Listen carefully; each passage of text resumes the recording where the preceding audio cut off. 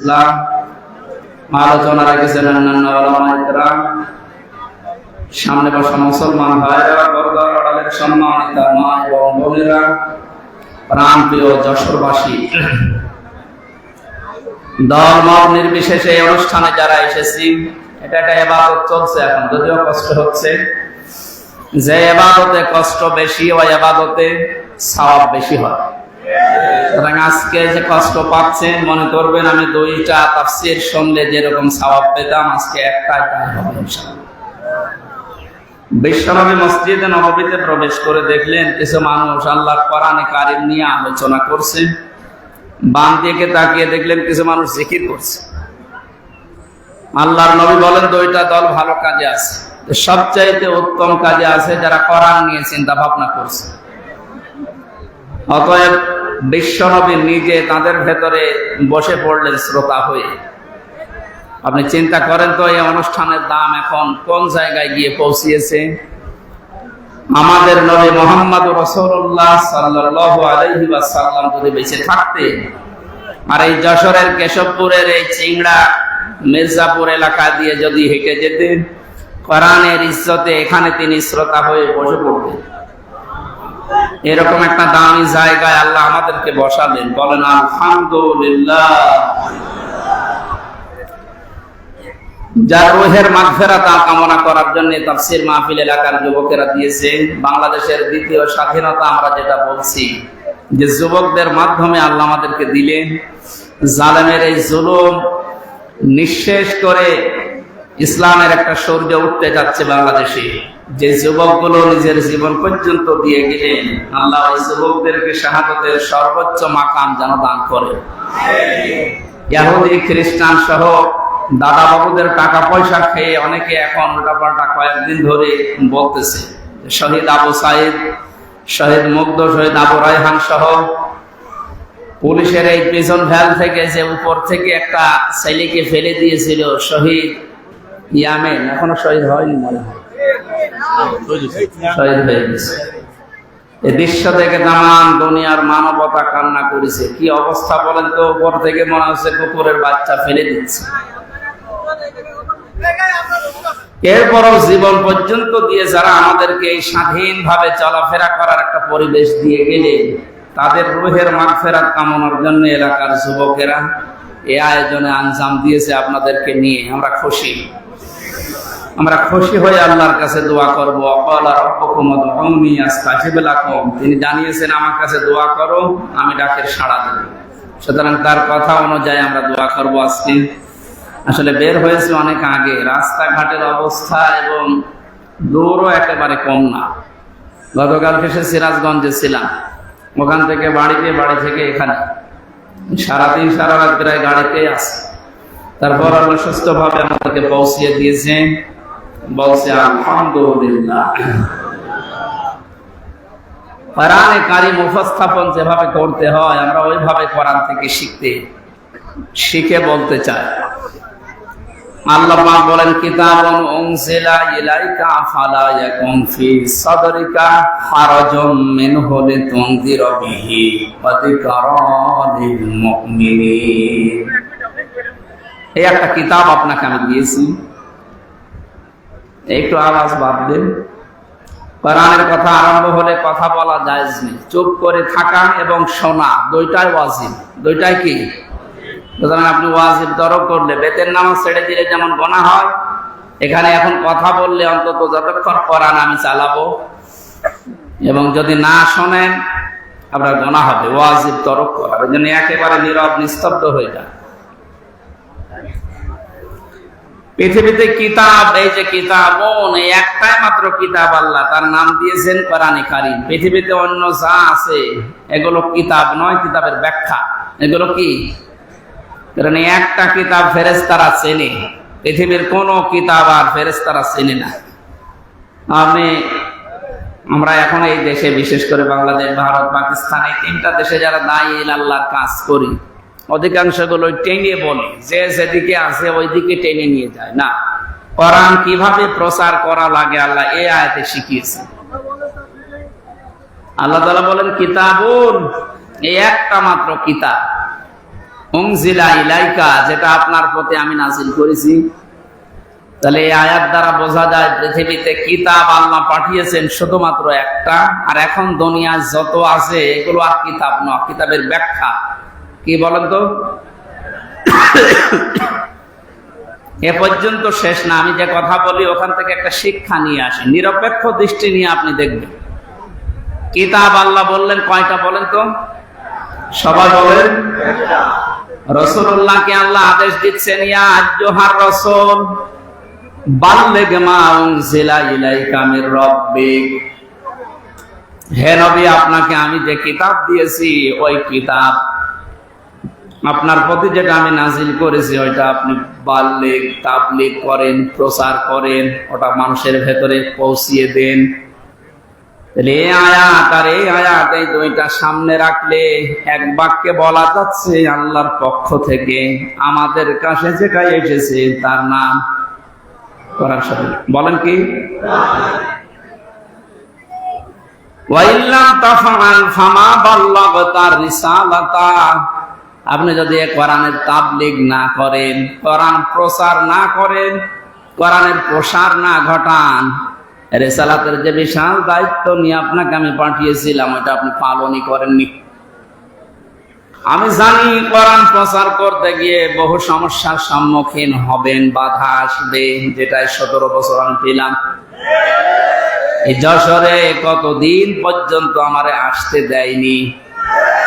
কিছুদিন আগেও যিনি দায়িত্বে ছিলেন, আল্লাহর একটা অভিশপ্ত বান্দা, এই মলয় কুমার না পলয় কুমার, কি নাম জানো, এদের নাম বলাও তো দুষ্কার।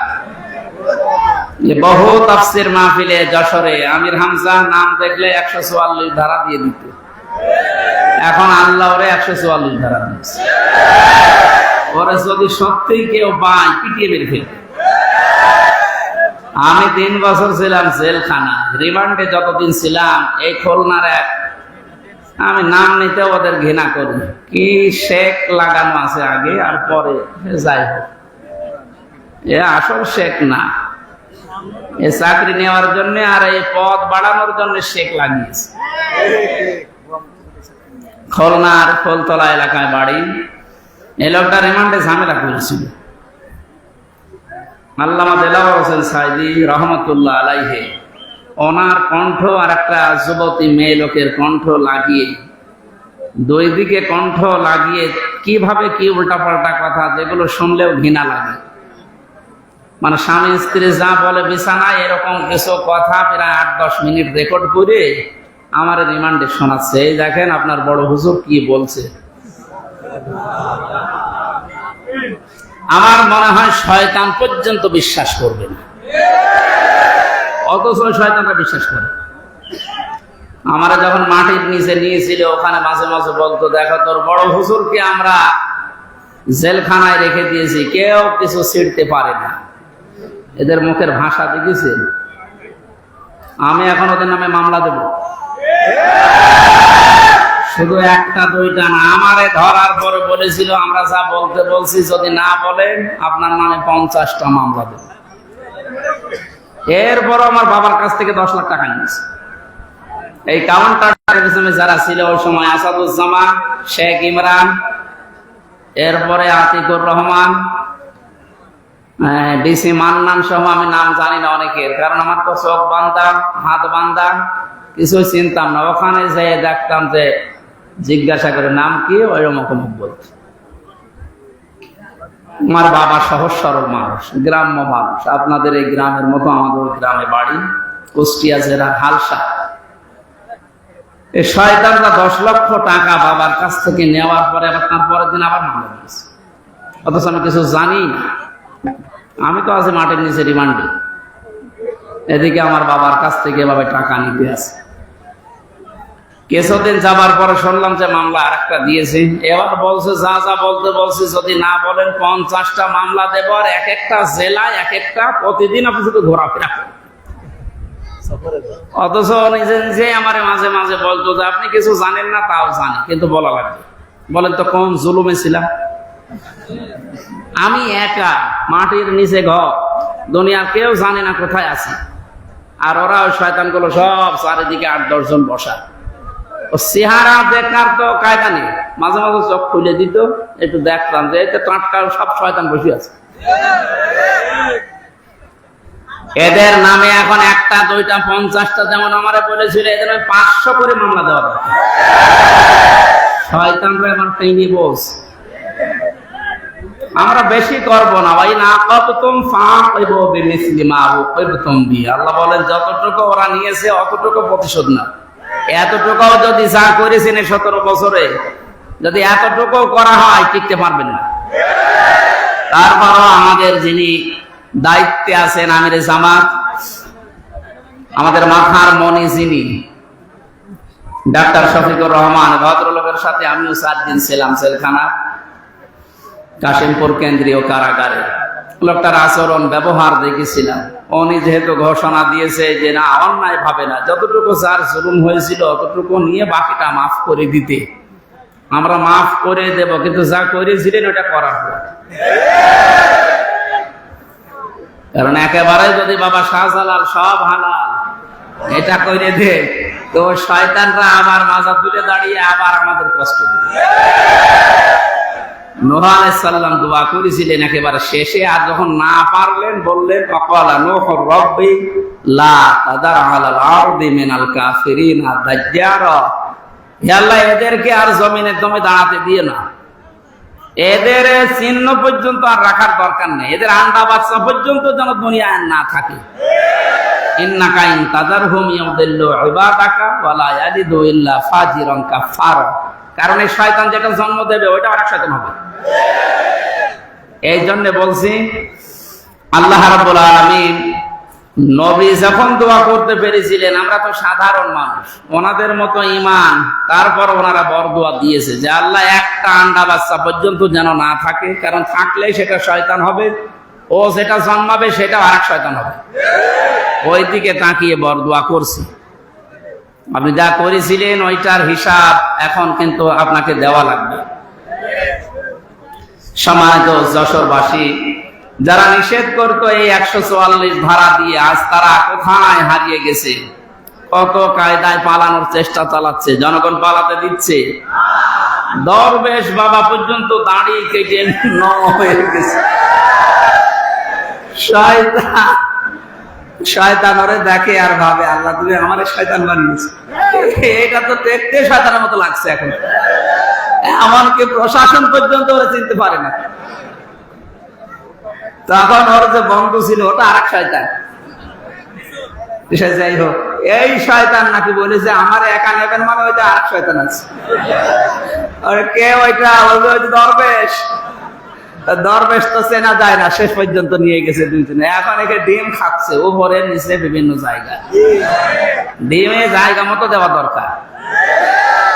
এরা মাটির নিচে আমারে নিয়ে যে নখ তোলে না, এই নখ তুলে নেয় যে সমস্ত জিনিস যেগুলো দেখাচ্ছিল যে এইগুলো দিয়ে আমরা নখ তুলি, আপনারা তুলব। সে যে অসহায় ছিলাম ওই রিমান্ডের ওই 10 দিন, আল্লাহ জানে আর আমি জানি। কারণ দুনিয়া আছে কিনা আমি তো জানি না, কোথায় আছে আমি নিজেও জানি না। যোগাযোগ বিচ্ছিন্ন করে দিয়ে 3টা বছর জেলখানায় আমারে আলাদা ভাবে রাখতো। আমার আর মাওলানা মামুনুল হক রাখতো একেবারে ফাঁসির কন্ডেম সেলের ভেতর, 24 ঘন্টা তালা মারা, কেউ কথা বলতে পারবে।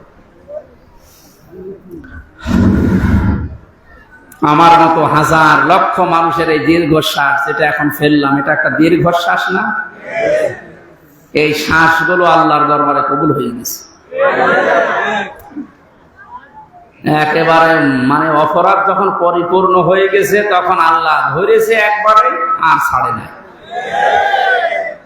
আল্লাহ রাব্বুল আলামিন এই যে মানুষগুলোর জন্য কোরআনের কথা বলতে আমরা আসতে পারতাম না, আজকে একেবারে ওপেন ভাবে বলার মতো সুযোগ দিলে আল্লাহর জমিনে আল্লাহর কথা বলবো 96% মুসলমানের দেশে মাত্র কয়েকটা মালায়নের কারণে বলতে পারতাম না।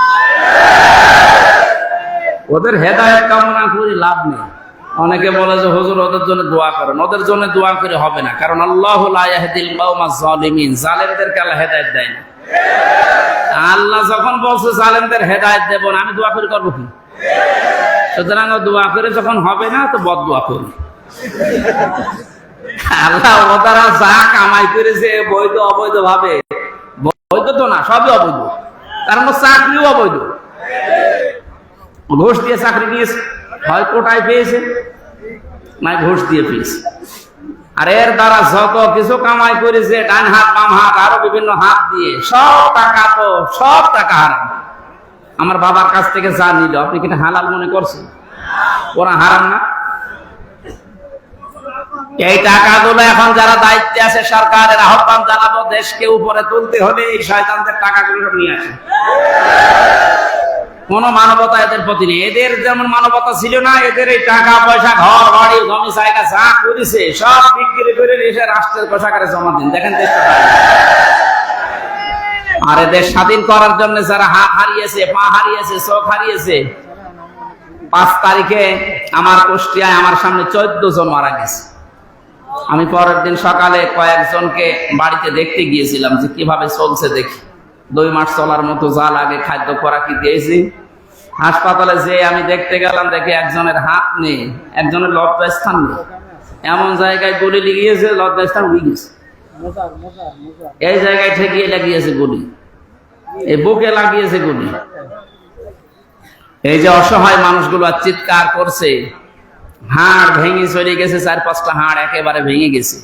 এখানে কুষ্টিয়ায় হবে না, নিয়ে যাও যশোরে, যশোরে হবে না, নিয়ে যাও ঢাকায়, এভাবে দৌড়াচ্ছে। আমরা আহ্বান জানাবো এই মানুষগুলোর অবদান যেন আমরা অস্বীকার না করি। এই শয়তানদের টাকা পয়সাগুলো এখন শেষ করে এদের পরিবারকে দেওয়া দরকার। তাহলে অন্তত কিছু হলেও মানবতা দেখানো হবে। যে আল্লাহ আমাদেরকে কোরআনে কারিমের অনুষ্ঠানে এনে এখন ওপেন ভাবে কথা বলার সুযোগ দিয়ে দিলেন কিতাব থেকে। কি থেকে বলেন তো? আল্লাহ বলেন আপনি তাবলীগ করবেন কোরআনে, অথচ বিশ্বের দিকে আজ তাকান, কোরআনের তাবলীগ করতে গেলে সমস্যা ছিল, আর বাংলাদেশে তো আরো বেশি ছিল। আমি কয়েকদিন আগে মালয়েশিয়া, সিঙ্গাপুর সহ কয়েকটা দেশ থেকে ঘুরে আসলাম। তো ওই সমস্ত দেশে তো, সিঙ্গাপুরে আমার মনে হয় 96% খ্রিস্টান আর বৌদ্ধ, মুসলমান 4%। ওখানে তো কোরআনের কথা বলতে নিষেধ নেই। আর এখানে 96% আমরা মুসলমান বাস করতাম, এরপরও কিতাব থেকে কথা বলতে গেলেই বাধা। হ্যাঁ, আপনি বাবার জীবনী বলেন, অসুবিধা নেই, বাবার জীবনী রংচং দিয়ে বলেন, কোনো অসুবিধা নেই। সে বাবা মরা হোক আর চিন্তা হোক, কথা বলতে গেলে বাধা দিত। কিসের কথা?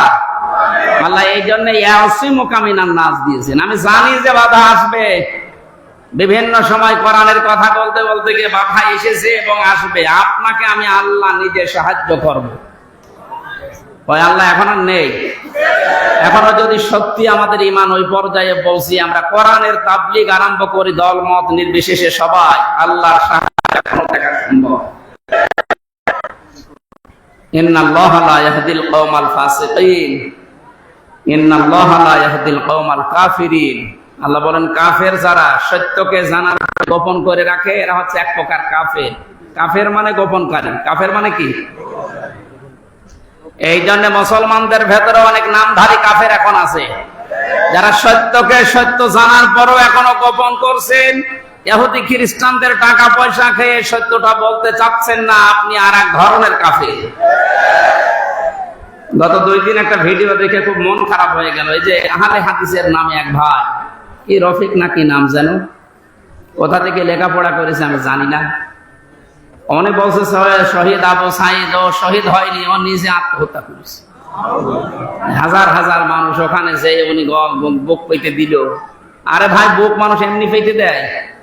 কত বড় কঠিন অবস্থায় ছিল এই মানুষগুলো, আপনি টের পাচ্ছেন?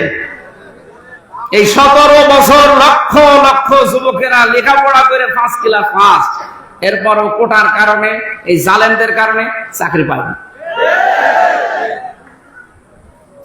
যারা 5 পয়েন্ট হয়ে চাকরি হয় না, 2 পয়েন্টে চাকরি হয়ে যাচ্ছে। গোপালগঞ্জের দৃশ্যগুলো দেখেননি? কি কারবার চলছিল!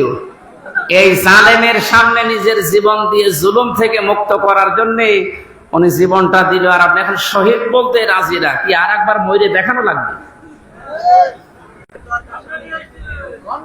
কোরআনের কথাগুলো খুব খেয়াল করে শোনেন তো। হয়তো আপনি এইভাবে চিন্তা করেননি। যারা আলেম আছে তাদেরকে বলছি, ওয়ালা তাকুলু লিমান ইউকতালু ফি সাবিলিল্লাহি আমওয়াত বাল আহইয়াউ ওয়ালাকিন লা তাশউরুন। সূরা বাকারা 154 নম্বর আয়াতে আছে, আল্লাহ বলেন কেউ এই কথা বলবি না, শুধু হামজা বলবি না তা না, শুধু ওই রফিককে আল্লাহ বলেন না ওই রফিক তুই বলবি না তা না, কেউ বলবি না এই কথা। ওয়ালা তাকুলু, বহু বচন, দুনিয়ায় কোন মানুষ যেন এই কথা না বলে লিমান ইউকতালু ফি সাবিলিল্লাহি আমওয়াত, যারা আমি আল্লাহর জন্য জীবন দিয়েছে এই মানুষগুলো মারা গেছে, কথা কেউ বলবি না। এই নোটিশ দিয়েছেন কে? কারণ কথা বলে মানুষ কি দিয়ে? মুখ দিয়ে কথা বলে, এই জন্য আল্লাহ মুখের উপরে নোটিশ দিলেন, কেউ বলবি না দুনিয়ায় এই কথা যে ওরা মারা গেছে। ওরা মারা যায়নি, বালা হায়াউন, বরং ওরা জিন্দা জীবিত, ওয়ালাকিন লা তাশউরুন, কিন্তু তোরা টের পাস না। এই কথাটা আমি বানালাম। বলেন শহীদ, এই শব্দটা যে কত উঁচু শব্দ, কত দামি শব্দ, আপনি টের পাননি। তাই আপনি তো কোনা চেবেন, কোনার ভেতরে থাকেন, বলে আমরা কি কোরআনের কথা বলি না? আরে বেটা, কোরআনের কথা বলেছিল শহীদ আল্লামা দেলোয়ার হোসেন সাঈদী 13 বছর জেলখানায় কাটিয়েছে। কোরআনের কথা বলেছিল আমাদের ইমাম আবু হানিফা 8 বছর জেলখানায় কাটিয়েছে। কোরআনের কথা যারাই বলেছে তাদের জীবন পড়েন। সাইয়্যিদ কুতুব রহমাতুল্লাহ আলাইহি শহীদ কোরআনের কথা বলার কারণে জেলখানায় ফাঁসির মঞ্চে গেছে, জেলখানায় বসে তাফসিরে ফি জিলালিল কোরআন লিখেছে। কোরআন একদিকে কথা বললে জালেমরা জেলে দিয়ে জুলুম করে, হত্যা করে, মেরে ফেলে। এই যে আল্লামা দেলোয়ার হোসেন সাঈদীর নামের আগে আপনি শহীদ লিখেছেন, এটা খেলা করার জন্য না। কারণ অনেকেই বলছে উনি মারা গেছে, কে বলেছে মারা গেছে? ওনাকে মেরে ফেলা হয়েছে। উনি আমার পাশের ছেলে ছিল, উনি 1 নম্বরে, আমি 4 নম্বরে। হুজুর সাথে একদিন দেখা হয়েছিল 10 মিনিটের জন্য। যেদিন ওনারে নিয়ে যায় আমি তো ওই সময় জানি না উনি মারা গেছে, পরের দিন সংবাদ পেলাম।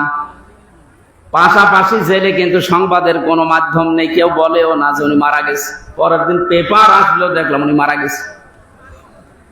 পরবর্তীতে বাইরে আসার পরে যে ভিডিওগুলো দেখলাম, ওনাকে যখন নামায় গাড়ি থেকে যে একটা হাসি দিয়েছিল,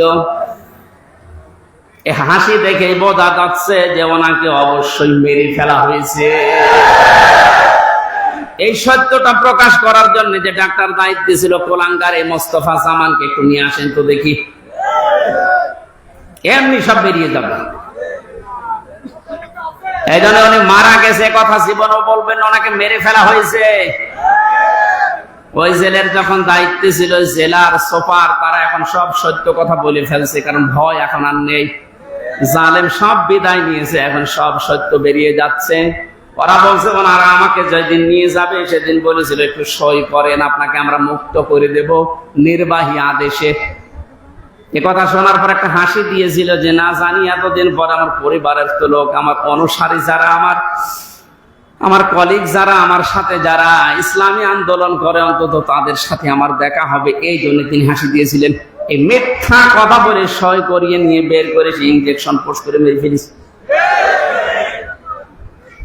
নবীজি জানিয়েছেন কেউ যদি পাহাড় থেকে পড়ে মরে যায় ও শহীদ, কেউ যদি পানিতে ডুবে মরে যায় ও শহীদ, কেউ যদি আগুনে পুড়ে মারা যায় ও শহীদ। বানালাম, শোনেননি কোনোদিন? আগুনে পুড়ে মরে গেলে যদি শহীদ হয়, অ্যাক্সিডেন্টে মারা গেলে যদি শহীদ হয়, তাকে একেবারে সরাসরি আপনি মেরে ফেললেন, সব বের হবে ইনশাল্লাহ। এই জন্য শহীদ এই শব্দটা যার তার নামের আগে লাগাবেন না। কোন জালেমের আগে এই শব্দ লাগানো জায়েজ নেই, কারণ শহীদ এটা আমার আল্লাহর বন্ধু। কিয়ামতের দিন যে 4 প্রকার মানুষের সাথে থাকার জন্য আহ্বান জানানো হয় আল্লাহর কাছে, তার ভিতরে শহীদ 3 নম্বরে। আমাইয়াতিল্লাহা ওয়ার রাসূল ফাউলাইকা মা'আল্লাযীনা আন'আমাল্লাহু আলাইহিম মিনান নাবিয়্যিনা ওয়াস-সিদ্দীকিনা ওয়াশ-শুহাদা'i ওয়াস-সালিহিন।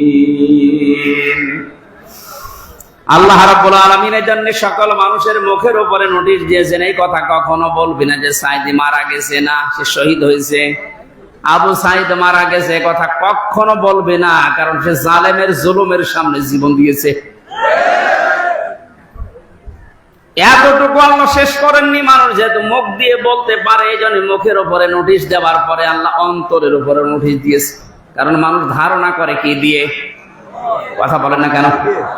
ওয়ালা তাহসাবান্নাল্লাযীনা কুতিলু ফী সাবিলিল্লাহি আমওয়াতা বাল আহইয়াউন ইনদা রাব্বিহিম ইরযাকুন। এটা সূরা আলে ইমরানের 159 নম্বর 69 নম্বর আয়াতে আছে। 4 নাম্বার পারার 11 নাম্বার পৃষ্ঠা 8 নাম্বার লাইনে আছে। তাফসীরে ফি জিলালিল কোরআনে পাবেন। আল্লাহ পাক বলেন, ধারণাও করবি না যারা আমি আল্লাহর জন্য জীবন দিয়েছে, এই ধারণা করবি না যে ও মারা গেছে। মুখ দিয়ে বলা নিষেধ, ধারণা করাও। এক কথা বলেন না কেন? ধারণা করবি না কেন? বলা হইয়াউন, বরং তারা জীবিত, জিন্দা, ইনদা রাব্বিহিম ইরযাকুন, তারা তবে রবের কাছে রিজিক পাচ্ছে।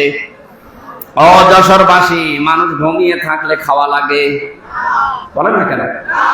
জীবিত থাকলে খাওয়া লাগে, জেগে থাকলে খাবার খেলে মানুষের রক্ত, গোশত, চর্বি, চামড়া এগুলো তৈরি হয়। সুতরাং বাস্তবতা এইটাই, যেহেতু ওনারা জীবন দিয়ে শহীদ হয়েছে, এজন্য মারা যায়নি, ওনারা এখনো জীবিত, আল্লাহর কাছে খাবার পাচ্ছে, তাও জান্নাতি খাবার।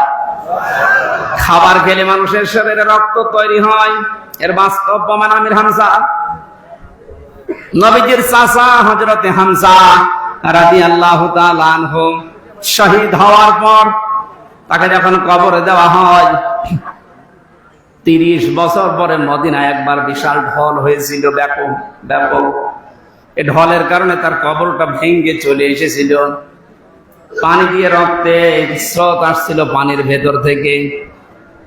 ওই সময় উহুদের ময়দানে হযরতে হামজার সাথে যারা যুদ্ধ করেছিল, এখন তারা মুরব্বী হয়ে গেছে। রক্ত অনুসন্ধান করতে গিয়ে দেখে 30 বছর আগে উহুদের ময়দানে মুহাম্মদ রাসূলুল্লাহর চাচা হযরতে আমির হামজার যেখানে যেখানে কাফেররা আঘাত করেছিল, ওই জায়গা দিয়ে এখনো ফিনকি দিয়ে তাজা রক্ত বের হয়ে আসছে। উনি যদি খাবার না খাবে, 30 বছর পরে শরীরে রক্ত আসলো কোথা থেকে? বলেন। 30টা বছর কবরে আছে, এরপরও ফিনকি দিয়ে রক্ত বের হচ্ছে ওই জায়গাগুলো দিয়ে। তার মানে আল্লাহর কোরআনের আয়াত 100 বার সত্য, যেমন জীবিত এবং শহীদরা আল্লাহর কাছে আল্লাহ নিজে তাদেরকে খাওয়ান।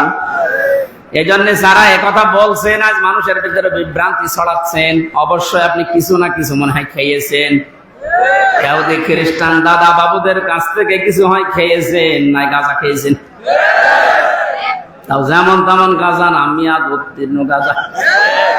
তাছাড়া এই কথা কেউ বলতে পারে? ও কিসের আলেম হয়েছে আমি তো বুঝি না। কোরআনের স্পষ্ট আয়াত এগুলো, সূরা বাকারার 154 নম্বর আয়াত, সূরা আলে ইমরানের 169 নম্বর আয়াত।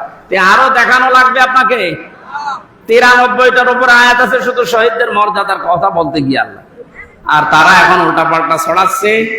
এই যেহেতু টাকা পয়সা পাচ্ছে, কারণ এই জালেমদের তো টাকার অভাব নেই, কোটি কোটি টাকা এখনো বিভিন্ন জায়গায় জালেমদের আছে। ওই টাকাগুলো এই জালেমদের দেশ, কারণ এগুলো আর একটা জালেম। কোরআন যারা গোপন করে, এরা আল্লাহর কাছে সবচাইতে বড় জালেম। এটা তো আমি বানালাম নাকি? ওমান আযলামু মিম্মান কাতামা শাহাদাতান ইনদাহু মিনাল্লাহ আমাল্লাহু বিগাফিলিন আম্মা তা'মালুন। সূরা বাকারা 1 নম্বর পারার 20 নম্বর পৃষ্ঠা 13 নম্বর লাইনের 140 নম্বর আয়াতের প্রথম অংশে আছে। আল্লাহ পাক বলেন, বড় জালেম দেখতে চাও দুনিয়ায়?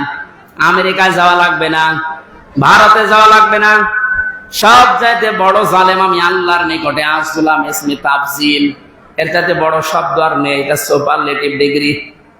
আল্লাহ বলেন, বড় জালেম আমি আল্লাহর কাছে ওই লোকটা যার কাছে কোরআন থাকার পরে দুনিয়ার কোন স্বার্থ পেয়ে গোপন করে দেয়। এটা বাংলাদেশে নেই। এই জন্য কিতাব প্রচার করা লাগবে আমাদের। কি প্রচার? সব দল মত বাদ দিয়ে যদি কিতাব প্রচার করতে পারতাম, বাংলাদেশে যেমন ইসালে সাহাবে বাধা দেয়নি, ওরস শরীফে বাধা দেয়নি, মিলাদ শরীফে বাধা দেয়নি, নওরোজ শরীফ হয়, খসরত শরীফ হয়, গোসল শরীফ হয়, কোন বাধা নেই, তাহলে তাফসিরুল কোরআন মাহফিলেও কোনো বাধা আর থাকবে না। খুশির বিষয়, কালকে গতকালকে অন্তর্বর্তীকালীন সরকারের প্রধান উপদেষ্টা ডক্টর মোহাম্মদ ইউনূস ঘোষণা দিয়েছে, এই দেশে আর কোনোদিন কোরআনের কথা বলতে গেলে কোন প্রশাসন, কোন নেতা খেতার কাছে অনুমতি নেওয়া লাগবে না। ধন্যবাদ জানাই তাকে, আল্লাহ যেন তাকে এই কথার কারণে হেদায়েত দান করে। অনেক উত্তম কথা না? 3 বছর জেল খাটার পরে মনে করলাম যে যাক, এবার মনে হয় আমার অনুমতি দেবে। ওরে আল্লাহ, এর মধ্যে আরো কঠিন। আমার কুষ্টিয়ার যে আল্লাহর ওলি ছিল মাহবুবুল আলম হানিফ, এই লোকটাই হাইব্রিড। আমি জেলখানায় যখন ছিলাম, আমার পরিবার নাকি ওনাকে বলেছিল যে আপনি ধরিয়ে দিলেন, আপনি বলে না, আমার হাইব্রিড নেতা বলেছে ওর কোনো বের হওয়ার সুযোগ নেই। আপনি তো হাইব্রিডই। এখনো যে পজিশন কুষ্টিয়ায়, আমার মনে হয় এখন তো আরো 100 ভাগ। এর আগে এই 17 বছরও যদিও আমার সাথেও ভোটে দাঁড়াইতো, ফেল করত, আর সে বারবার এমপি হয়ে যায় বিনা ভোটে, রাতের ভোটে। আর এই লোকটা এই খুলনা বিভাগের কমিশনার যিনি ছিল, তারে ঘোষণা দিয়ে জানিয়েছে যে উনি যেন এই 10টা জেলায় কথা বলতে না পারে কোরআনের কথা। এটা জালেম না? জালেমের বাড়ি ঘর ভেঙে মানুষ ইট পর্যন্ত খুঁজে দিয়ে চলে গিয়েছে। কয়েকদিন আগে দেখতে গিয়েছিলাম, মানুষ বলছে নম্রদের বাড়ি কি দেখবে, ওর বাড়ি আর নেই। আমার মনে হয় এই সমস্ত নম্রদ মার্কা ছাড়া এই 17 বছর কোরআনের অনুষ্ঠানে এসে সরাসরি আলেমদের গায়ে হাত দিয়েছে, মাইক কেড়ে নিয়েছে। দেখেননি? এগুলো পৃথিবীর বড় জালেম। এই জালেমদের বাড়িগুলো এখন আবু জেহেলের বাড়ির মতো পায়খানা বানানো দরকার। বিশেষ করে আমার কুষ্টিয়া, এরা 2 ভাই, আপা পাপা আর হানিফ, আরো আছে শয়তান, আমি নাম নিলাম না। এইগুলোর বাড়ি এখন দেখে দেখে অনেকে বলছে, হ্যাঁ দাবি তোলেন যে এগুলো আমরা আবু জেহেলের বাড়ির মতো সরকারি পায়খানা বানাবো। জায়গাগুলো অভিশপ্ত। ওর বাড়ির আশপাশে যারা, তারাও এখন বরদুয়া করছে যে কি করতে জালেমের বাড়ির পাশে বাড়ি বানালাম। যশোরবাসী, কোরআনের যে মেসেজটা দেওয়ার জন্য পর্যন্ত আসলাম, তাহলে কোরআন আজকে থেকে প্রচার করা লাগবে, দল মত নির্বিশেষে। এটা দায়িত্ব মনে করি। এটা কিন্তু নামাজের মতো ফরজ একটা কাজ। আমি আবার একটা কথা স্মরণ করাচ্ছি, 17 বছর যারা তাফসীর মাহফিলে, ওয়াজ মাহফিলে, কোরআনের অনুষ্ঠানে আলেমদের মাইক কেড়ে নিয়েছে, বাধা দিয়েছে, অনুমতি দিতে চাইনি, একটাকেও কোনো মাফ নেই, কোনো ছাড় নেই। এদের অর্থ সম্পদ গুলো এখন কোরআনের প্রচারের কাছে ব্যয় করবেন, আর এদের ওই বাড়ি ঘর জায়গা জমি যেগুলো আছে ওগুলো তো অভিশপ্ত জায়গা, ও জনগণের জন্য টয়লেট বানানো লাগবে। এইটাই হবে উত্তম বিচার। কারণ ও জায়গায় কেউ মানে বসবাস করতেও চাইবে না, কারণ জায়গাটা অভিশপ্ত। আমরা হজে গিয়েছিলাম, একটা জায়গা আছে, ওই জায়গা থেকে পেছন থেকে আওয়াজ দেওয়া হয় যারা মুআল্লিম, বলে এই জায়গা তাড়াতাড়ি পার হন, এটা গজবের জায়গা। তাহলে গজবের জায়গা তাড়াতাড়ি পার হওয়া দরকার। এই গজবের জায়গাগুলো আবু জেহেলের বাড়ির মতো টয়লেট বানানো দরকার। এমনকি সর্বোচ্চ গজবের জায়গা যেটা এদেশে মানুষ ভেঙে আগুন ধরিয়ে পুড়িয়ে দিয়েছে, ওই জায়গাটাও এখন টয়লেট বানানো দরকার। আমি কাবা শরীফ তাওয়াফ করার পরে উপর দিয়ে ঘুরছিলাম, হঠাৎ করে পুলিশ আমারে, আমি বললাম ভাই এতক্ষণ তো ভালো ছিলেন, এখন আমার পেটে ব্যথা করছে। আমারে বলে ইয়া হাজিউল হুজ্জাত আইনা বিলাদুকা, হাসি দেশ কোথায়? যে তুমি বাংলাদেশ, বাংলাদেশ থেকে এসেছি। ওনার ভাষা দিয়ে আমারে বলছে আপনি জানেন না এটা কোন জায়গা? না তো।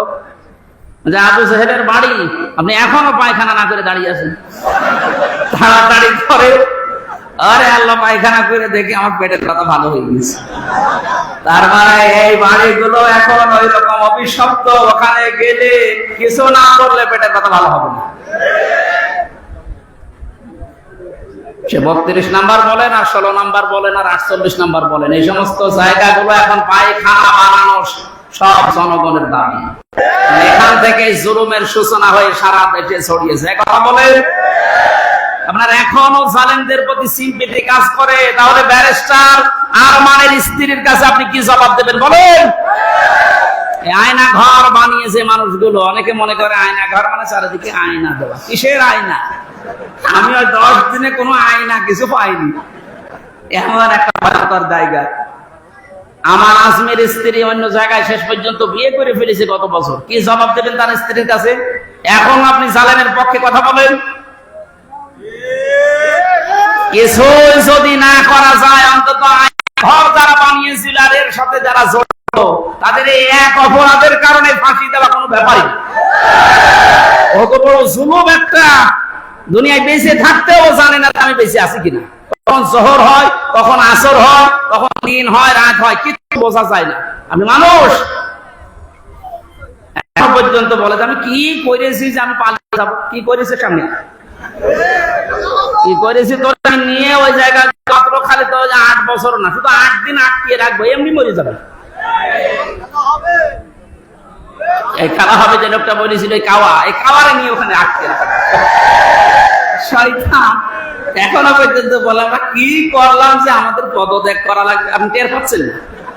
টের পাচ্ছেন? আপনি আয়না ঘরে চলেন, আপনি ডিবি অফিসে চলেন। আহ্বান জানাচ্ছে, এটা যেহেতু রেকর্ড হচ্ছে, বাংলাদেশে শুধু ওই ডিজিএফআই এর যে আর্মির নিচে ওই মাটির আয়না ঘর না, এই শুধু এই কাউন্টার টেরোরিজম এই ডিবি অফিসে না, বাংলাদেশের বহু জেলাতে এখনো গোপালগঞ্জ সহ অনেক জায়গায় আয়না ঘর আছে। এই জায়গায় এখনো মনে হয় মানুষজন আছে, যদি খোঁজ নেওয়া যায় পাওয়া যাবে। যারা আছে তাদেরকে এই মুহূর্তে মুক্ত করার দাবি জানাচ্ছি। এর চাইতে মানবতা বিরোধী অপরাধ আর হয় না। আমাদের সম্মতি দান করুন। কোরআন প্রচার করতে গেলে গোপনকারী, আল্লাহর ভাষায় জালেম। আমরা জালেম হতে চাই?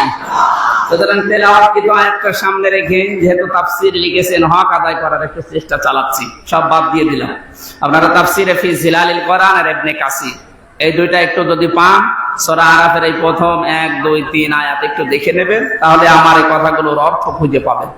সূরা আত-তাওবা 111 নম্বর আয়াত, একটা মাত্র আয়াত পড়েছি। দেখি আমরা আয়াতের ভেতরে কি পাই। জবান খুলে পড়েন। এই একটু বসেন, আপনারা অনেকক্ষণ বসে আছেন, অনেকের বিভিন্ন জায়গায় যেতে মনে পড়ছে না।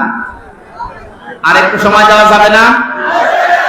আউযু বিল্লাহি মিনাশ শাইতানির রাজীম। বিসমিল্লাহির রহমানির রহিম। ইন্নাল্লাহা আশতারা মিনাল মুমিনিনা আনফুসাহুম ওয়া আমওয়ালাহুম বিআন্না লাহুমুল জান্নাহ। সাদাকাল্লাহুল আযীম। আল্লাহ পাক বলেন, অবশ্যই আমি আল্লাহ, এই আল্লাহর কথা শোনাচ্ছি, খুব খেয়াল করি। অবশ্যই আমি আল্লাহ কিনে নিয়েছি, ক্রয় করে নিয়েছি মুমিনদের কাছ থেকে, তাদের জান এবং মাল বিনিময়ে তাদেরকে জান্নাত দিয়ে দিয়েছি। 4টা কথা পেয়েছি আয়াতে। কয়টা? আপনারা শুনছেন তো? এখানে সরাসরি কিনা বেচা চলছে। কিনতে চাচ্ছেন কে? তাহলে এখানে ক্রেতার নাম কি বলেন? আরো জোর বলেন। বিক্রেতাকে? না না, আমরা না, মুমিনরা। কারা? এ বেনজিরের সম্পদ আল্লাহ কিনবে? হ্যাঁ, কথা বলুন। যা সম্পদ সবই তো অবৈধ। এ পলকের সম্পদ কিনবে? এ পলয়ের সম্পদ কিনবে? আল্লাহ এই জন্য মিনাল মুমিনিনা দিয়েছেন। যার কাছে আল্লাহ কিনতে চান না, কারণ যেটা দিতে চায় এটা তো দুনিয়ার কোনো সাধারণ জিনিস না, এটা জান্নাত। যে জান্নাতের একটা শিকের মূল্য তামাম বিক্রি করলে হবে না, এরকম একটা দামি জিনিস দিয়ে আল্লাহ কিনতে চাচ্ছেন। সবারটা না। মিনাল মুমিনিনা না দিয়ে আল্লাহ যদি মিনাল মুনাফিকিনা দিত, তাহলে এদেশে সবারটা আল্লাহ কিনতো। কথা বলেন না কেন? এই জন্য আল্লাহ কিনতে চান সরাসরি মুমিনেরটা। কারটা? এদেশে মুমিন এখন কম না বেশি? দিন দিন বাড়তেছে। 5 তারিখ পর্যন্ত মুমিন মাত্র এই দেশে কোরআন আর হাদিস অনুযায়ী মাত্র 20% ছিল। এই 5 থেকে আজ 21, এই কয়দিন, এই 16 দিনে অলরেডি একটা জরিপ পেলাম 35 ভাগের উপরে মানুষ এই দেশে আছে এখন যারা ইসলাম রাষ্ট্রীয়ভাবে চাচ্ছে। যেভাবে শুরু হয়েছে আমার তো মনে হচ্ছে এভাবে যদি কিছুদিন চলতে থাকে 51 ভাগ তৈরি হতে আর বেশি দিন লাগবে না। কারণ এটা কোরআনের নির্দেশ, আরাইতান নাসা ইয়াদখুলুনা ফি দীনিল্লাহি আফওয়াজা। হে নবী, আপনি যখন দেখবেন যে আল্লাহর সাহায্য এসে গেছে, বিজয় তখন পাবেন, আর বিজয় হলে দলে দলে মানুষ ইসলামে প্রবেশ করবে। শুধুমাত্র ডাক্তার মতিউর রহমান এবং আলেমদের একামতে দিনের দায়িত্ব যারা পালন করে এই কর্মী, এই খাদেমদের একটু চেষ্টার কারণে আমরা চর্মচোখ দিয়ে দেখতে পাচ্ছি এই দেশে আজ দলে দলে মানুষ বুঝে ইসলামে প্রবেশ করছে। এমনকি জালেমদেরও যারা সাপোর্ট করতো তারা বলছে না, ভুল হয়ে গেছে, তারা এখন ইসলামে আসতেছে। এই হিসাবে 35 ভাগ প্রায় হয়ে গেছে। 51 ভাগ যদি হয়ে যায় এই দেশটা একটা রোল মডেল হয়ে যাবে। কোরআনের কথা কখনো মিথ্যা হবে না। চর্ম চোখে আমরা দেখতে চাই যে এই কোরআন দিয়ে বাংলাদেশ চলছে। এই 16 দিনে যদি 20 থেকে 35-15 ভাগ বেড়ে যায়, আর 20 দিন সময় দেন, 51 ভাগ পার হয়ে যাবে ইনশাআল্লাহ।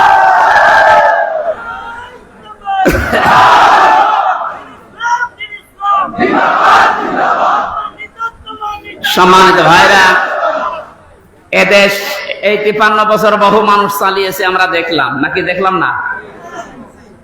কি বাবা চালিয়েছে, স্বামী চালিয়েছে, বউ চালিয়েছে, ভাবি চালিয়েছে, আরো যা বলেন চাচা চালিয়েছে 9 বছর। এক কথা বলছে না কেন? শুধুমাত্র এখন দেখতে বাকি আছে যে কোরআন দিয়ে দেশ চললে কেমন দেখা যায়। এটা আমরা দেখতে চাই না। কারা কারা কোরআন দিয়ে দেশ চলুক দেখতে চায় দেখি। লিল্লাহি তাকবীর।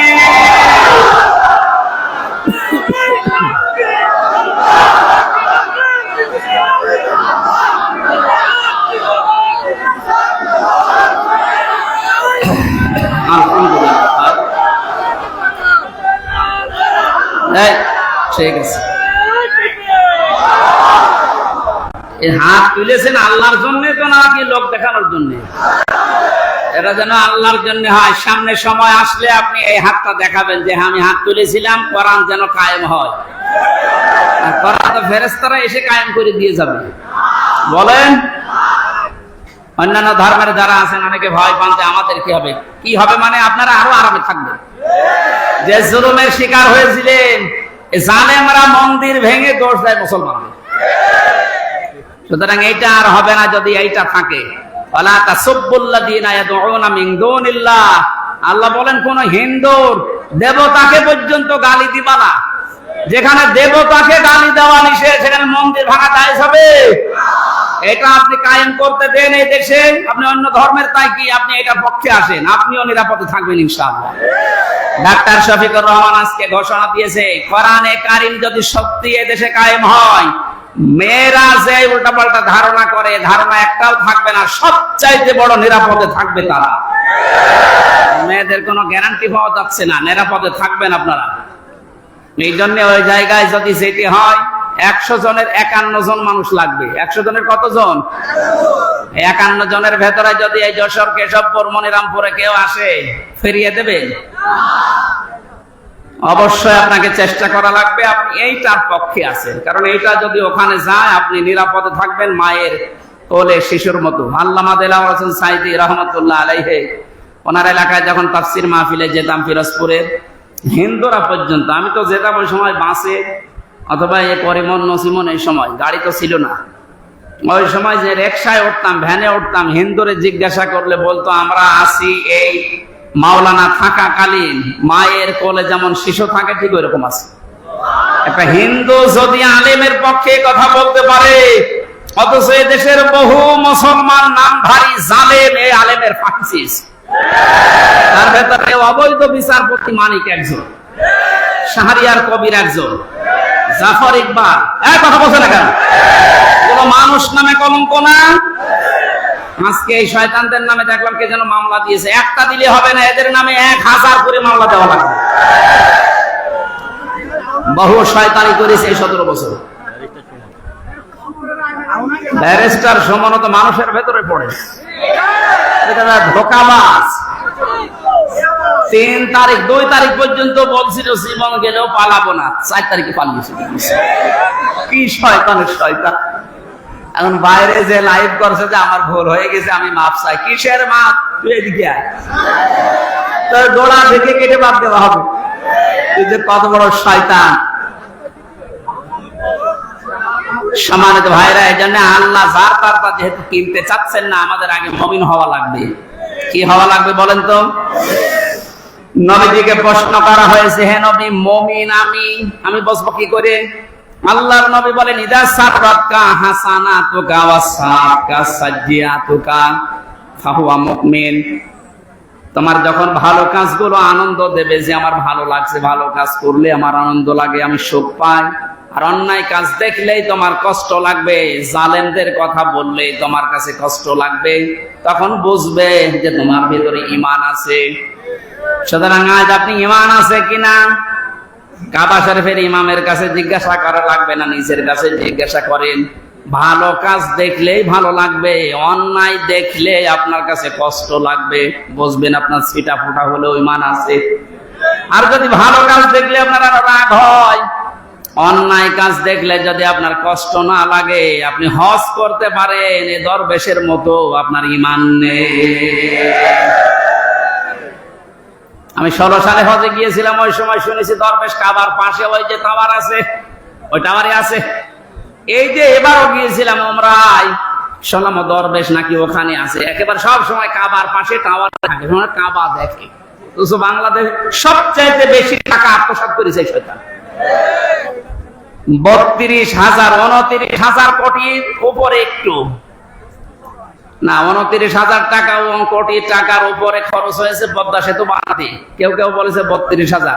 আর ওই শয়তানের এক ব্যাংকে টাকা আছে বাইরের দেশে 34,000 কোটি টাকা। টাকাগুলো যদি এখন ফেরত নিয়ে আসা যায়, আর একটা পদ্মা সেতু বানানো যাবে। যারা আজ খালি চিল্লা তোদের নিজের টাকায় পদ্মা সেতু, তোমার বাবার টাকা। টাকাগুলো সব এইভাবে আত্মসাৎ করে করে বাইরে পাঠিয়েছে, বেগম পাড়া বানিয়েছে। আর এদিকে বলে যে একটা সেতু বানাতে পারে না। এখনো 4-5টা সেতু বানানোর টাকা ব্যাংকে পড়ে আছে শুধু এই শয়তানদের। ডক্টর মোহাম্মদ ইউনূস সহ যারা দায়িত্বে আছেন আরো কঠোর হওয়া লাগবে। এই শয়তানদের টাকাগুলো নিয়ে এসে এখন জনগণের কাজে লাগেন। এই রাস্তা দিয়ে আসা যাচ্ছে না, এই রাস্তা তো সোনায় সোহাগা হওয়া লাগবে। পালিয়েছে এই যশোর, কেশবপুর, মনিরামপুর সহ যারা, অনেকেই পালিয়েছে।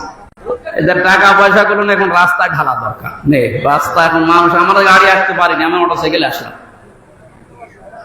এজন্য আমাদের উচিত হচ্ছে, আল্লাহ যেহেতু যাত্রাটা কিনতে চাচ্ছেন না শুধু মুমিনদের, এজন্য আমরা মুমিন হতে চাই।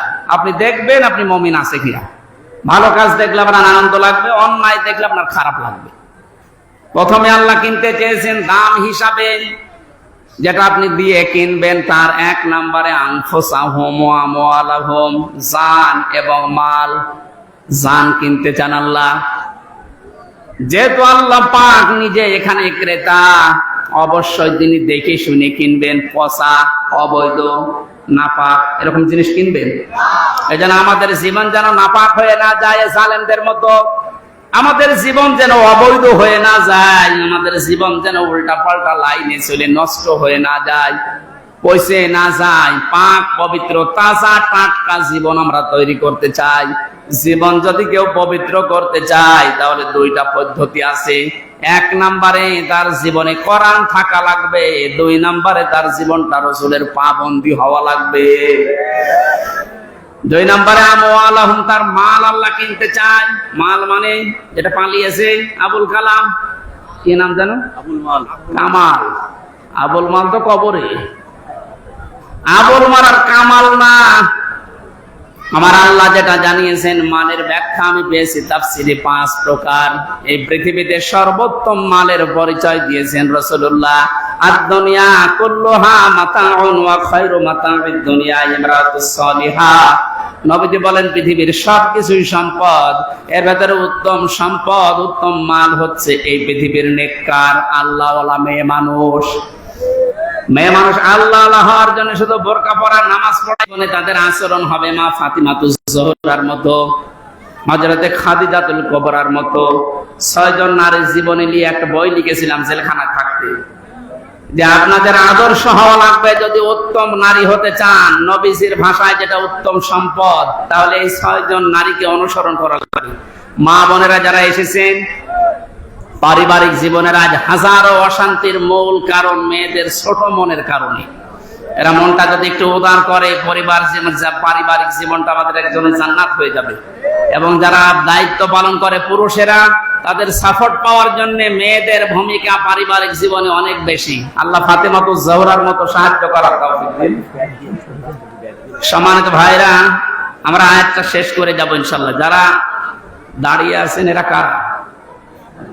অনেকক্ষণ সময় আসলে মাওলানা রবির কথা বলেছে। এই কয়েকদিনের আয়োজনে মাত্র এই অনুষ্ঠান সাজিয়েছে যুবকরা। এই এলাকা দেখছি, যা আসলাম দেখলাম গরিব এলাকা। আপনাদের একটা টাকা হলেও যেন কোরআন প্রচারে থাকে, তাহলে এই টাকার হিসাব আল্লাহর কাছে আর দেওয়া লাগবে না। এই জন্য আপনাদের সাহায্য যেহেতু চাচ্ছে, আপনাদের উচিত 2-5টা টাকা এখানে দেওয়া। হ্যাঁ, যারা যাচ্ছে অবশ্যই তাদের কাছে আপনার সর্বোচ্চটা দিয়ে দেবেন। এই জানতো একটু টানাটানি করেন। আল্লাহুম্মা সাল্লি আলা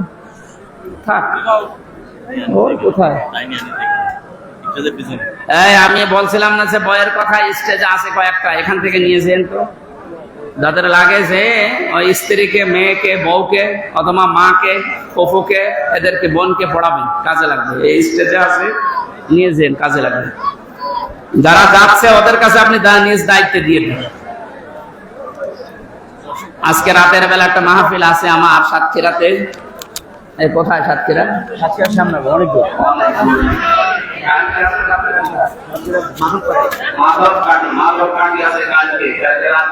আসসালামু আলাইকুম। আজকের মতো শেষ। আসসালামু আলাইকুম।